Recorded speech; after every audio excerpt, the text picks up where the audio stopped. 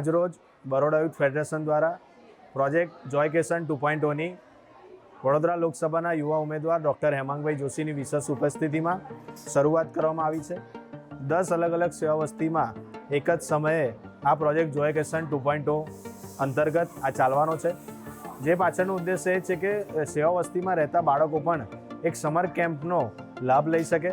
આની અંદર 8 અલગ અલગ વસ્તુ જેવી કે યોગા, એન્વાયરમેન્ટ વિશે જ્ઞાન, carrier guidance, personality development, story telling આવા અલગ અલગ વિષયો પર વોલેન્ટિયર દ્વારા તે લોકો સાથે વાર્તાલાપ કરવામાં આવશે.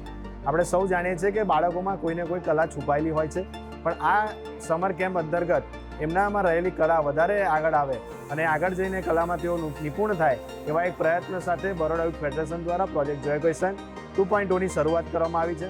આ જ રીતે આગળના દિવસોમાં પણ અલગ અલગ પ્રોજેક્ટ થકી બાળકોનું કઈ રીતે આગળ આવે અને સેવા વસ્તીના બાળકો પોતાનું નામ શહેર નહીં દેશમાં પૂરું ઉજાગર કરે એ જ પ્રયત્ન બરોડા યુથ ફેડરેશનનો રહેશે. अब खबरों से लगातार अपडेट रहना हुआ आसान. BRG न्यूज आपके मोबाइल स्क्रीन पर. आज ही BRG न्यूज की mobile app Google play store और ऐप स्टोर से डाउनलोड करें और खबरों से लगातार जुड़े रहें.